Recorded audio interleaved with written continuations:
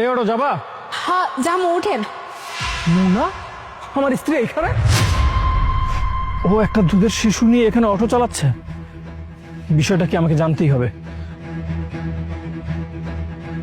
আচ্ছা, আপনি একটা দুধের শিশু নিয়ে এভাবে অটো চালাচ্ছেন? আসলে কি যে বলবো স্যার আপনাকে, ছোট বাচ্চা নিয়ে অটো চালাইতেছি, এটা তো আসলে ইচ্ছা করে না, নিশ্চয়ই কোনো না কোনো কারণ আছে। শুধু শুধু আপনি সব কথা ছাড়েন, আপনি উঠুন, আপনাকে আমি পৌঁছে দিয়ে আসি। না না, আপনি আমাকে বলুন, আপনি একটা দুধের বাচ্চা নিয়ে এভাবে অটো চালাচ্ছেন, আপনার পরিবারে কেউ নেই? আসলে আমার পরিবার বলতে আমার মা বাবা নাই, কিন্তু আমার ছোট্ট একটা পরিবার আছে। আমার স্বামী, আমার শ্বশুর, শাশুড়ি, ননদ সবাই আছে। আচ্ছা, আপনার স্বামী আছে, সংসার আছে, তাহলে আপনার স্বামী কোথায়? আপনার স্বামী আপনাকে অটো চালাতে দিচ্ছে এইরকম দুধের শিশু নিয়ে? আপনি আমাকে একটু খুলে বলুন তো বিষয়টা কি।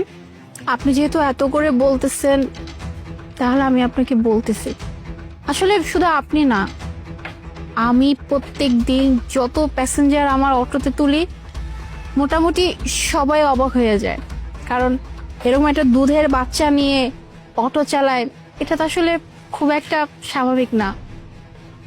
আসলে স্যার, আমার যে স্বামী অনেক ভালো একটা মানুষ, জানেন, আমাকে ভালোবেসে বিয়ে করছে। আমার মা বাবা এ দুনিয়াতে বেঁচে নাই, আমি এতিম একটা মেয়ে ছিলাম, কিন্তু আমার স্বামী আমাকে অনেক ভালোবাসে, আমাকে ভালোবেসে বিয়ে করে। আসলে সমস্যাটা ওই জায়গায়, আমি এতিম, আমার কেউ নাই। আমার স্বামী যখন আমাকে বিয়ে করে ওর বাড়িতে নিয়ে যায়, কেউ আমাকে ওভাবে পছন্দ করে নাই, কারণ তারা সবাই চাইছিল যে আমার স্বামী হৃদয়, হৃদয়ের জন্য ভালো একটা মেয়ে আনবে, অনেক বড় পরিবার থেকে একটা মেয়ে আনবে। কিন্তু তারা তো সেটা আর পারলো না, কারণ তাদের ছেলে আমাকে পছন্দ করে তাদের বাড়ির বউ বানিয়ে নিচ্ছে। তখন থেকেই না তারা আমার সাথে একটু কেমন কেমন ব্যবহার করতো। আমি অবশ্য বুঝতাম, কিন্তু আমি ওভাবে মনে কষ্ট নিতাম না, কারণ কি আমার স্বামী আমাকে অনেক ভালোবাসে, আর একটা মেয়ের জীবনে তার স্বামী যদি ভালো হয় আর কিচ্ছু লাগে না। হঠাৎ করে একদিন বলল যে আমার স্বামী নাকি দেশের বাইরে যাবে কাজের জন্য। আমিও না বলি নাই, ওর একটা ভবিষ্যৎ আছে, ও দেশের বাইরে চলে যায়। কিন্তু তখন আমি প্রেগনেন্ট হই, আর তখন না সব থেকে বড় বিপদটা আমার জীবনে নেমে আসে। যখন আমার শ্বশুরবাড়ি সবাই জানতে পারছে যে আমার পেটে কন্যা সন্তান, তারা কেউ আর খুশি না, কারণ তারা সবাই চাইছিল যে তাদের জন্য ছেলে হয়। একই তো আমি এতিম, তার উপরে আমার পেটে কন্যা সন্তান। আপনি জানেন স্যার, যখন থেকে জানছে যে আমার পেটে কন্যা সন্তান, আমার উপরে যে কি অত্যাচার শুরু করছে। আমাকে ঠিক মতো খেতে দিত না, কিচ্ছু না। আমি তাদেরকে অনেক অনুরোধ করতাম যে আমার পেটে তো বাচ্চা, তোমরা আমাকে কয়টা খাইতে দাও, আমি না খাইতে আমার বাচ্চাটা খাবার পাবে না, আমার বাচ্চাটা ভালো থাকবে না। কিন্তু কেউ আমার কথা শুনতো না। আমার ননদ জানেন আমার গায়ে পর্যন্ত হাত তুলতো, কারণ আমার একদমই সহ্য করতে পারতো না।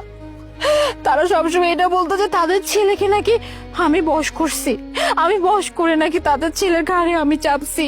তারা নাকি চাইছিল তাদের ছেলের জন্য কোটিপতি একটা ঘর থেকে অনেক কোটিপতি একটা মেয়ে আনবে, কিন্তু আমার স্বামী তো আমাকে বিয়ে করেছে। আমি তাদেরকে অনেক বলতাম যে আপনারা আমার সাথে এমন করবেন না, কিন্তু জানেন কোনো কথাই শুনতো না। এরকম করতে করতে আমার বাচ্চাটা দুনিয়াতে আসলো। আর আর আমার স্বামীর সাথে না আমাকে কথা বলতে দিত না, জানেন। আর আমার স্বামী তো দেশের বাইরে, ও তো কাজে ব্যস্ত। যখনই ফোন দিত আমার কথা বলতো, তখনই সবাই বলতো যে ও তো কাজ করতেছে, ও তো ব্যস্ত আছে, ও ভালো আছে, চিন্তা করিস না। আমাকে একটা বার কথা বলতে দিত না। আর বাচ্চাটা যখন দুনিয়াতে আসলো, তারা বলছে আমাকে বাড়িতে নাকি থাকতে দিবে না। আমি এত করে বলছি আপনাদের ছেলে আসুক, আপনাদের ছেলে আসার পর আপনাদের ছেলে যা বলবে আমি তাই শুনবো। কেউ আমার কথা শুনে নাই।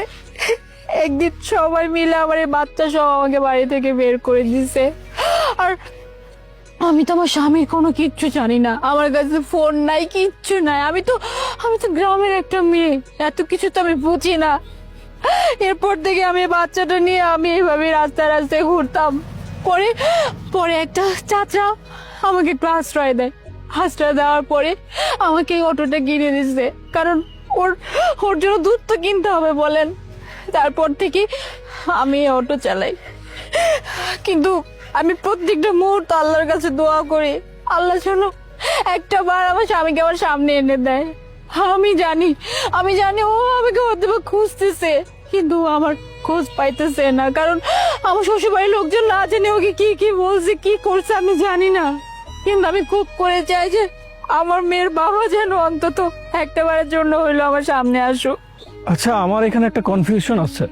আপনার স্বামী আপনাকে এত ভালোবাসতো, আপনি তাহলে আপনার স্বামীর সাথে কেন যোগাযোগ করেননি? আমি তো বললাম স্যার, আমি কিভাবে জানাবো তাকে বলেন? আমি না জানি তার ফোন নাম্বার, না জানি ঠিকানা, সে তো দেশের বাইরে। আর আমার কাছে তো কোনো কিচ্ছু নাই যে আমি আমার স্বামীর খোঁজ করব, কিছু করব। এর জন্য তাকে প্রত্যেকটা মুহূর্ত আল্লাহর কাছে শুধু একটু ফরিয়াদ করি যেন আল্লাহ আমার স্বামীকে আমার চোখের সামনে এনে দেয়। আল্লাহ তোমার ফরিয়াদ শুনেছে, তোমার স্বামী তোমার সামনেই আছে। তুমি তুমি এতদিন কোথায় ছিল? তুমি জানো আমি তোমার কত খুঁজছি। তোমার তোমার এই মেয়েটা কতটা কষ্ট করতেছে তুমি জানো? আমরা কত কষ্টে জীবনযাপন করতেছি। কোথায় ছিল তুমি বলো? তুমি কেন খোঁজ করো না আমাদের? তোমার সাথে এত ঘটনা ঘটে গেছে, অথচ আমাকে কি জানানো হয়েছে জানো? আমাকে জানানো হয়েছে তুমি আমার সন্তান নষ্ট করে তুমি তোমার প্রেমিক পুরুষের সাথে বাসা থেকে চলে গেছো। এই খবরটা জানতে পারার পর আমার কতটা কষ্ট হয়েছে তুমি বুঝতে পারছো?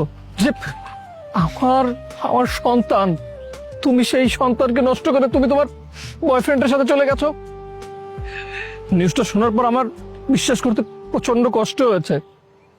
কিন্তু আমাকে বলো, আমি বিশ্বাস না করে কি করতাম? তুমি তো আমার সাথে কোনো যোগাযোগ করোনি, তুমি আমার সাথে কোনো যোগাযোগ করোনি।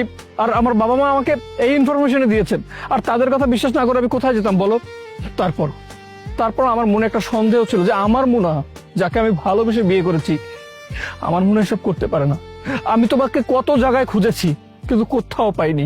আত্মীয় স্বজন যাদের সাথে আমার পরিচয় ছিল সবার সাথে আমি যোগাযোগ করেছি, কিন্তু তুমি কোথাও যাওনি। আজকে আল্লাহর কি অশেষ রহমত, দেখো আমি তোমাকে এই রাস্তায় খুঁজে পেলাম। যাই হোক, আমি এত কথা শুনতে চাই না, তুমি এখন আমার সাথে চলো। না হৃদয়, তুই এটা কি বলতেছো? তুমি আমাকে ওই বাড়িতে নিয়ে যাবো। ওই বাড়িতে গেলে তোমার মা, তোমার বাবা, তোমার বোন কেউ এই বাচ্চাকে মেনে নেবে না। ওরা আমার বাচ্চা ক্ষতি করে ফেলবে। আমি ওই বাড়িতে যাব না।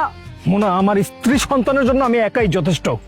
আর ওরা তোমার সাথে যে অন্যায় অপরাধ করেছে না, তার সাজা আমি কিভাবে দেই তুমি শুধু দেখবা। আমার বাচ্চা আর আমার স্ত্রীকে ওরা আবার আঙুলের টোকা দিবে, সেটা আমি কখনোই সহ্য করবো না। আর ওদের যে কি হাল করব তুমি নিজ চোখে দেবে। আর তুমি এখন অন্য কোথাও যাবে না, তুমি তোমার স্বামীর সংসারে যাবা, তুমি তোমার নিজের পরিবারে যাবা। চলো, আর একটা কথা বলবা না, আমি তোমাদেরকে ছাড়া আর এক মুহূর্ত থাকতে পারবো না।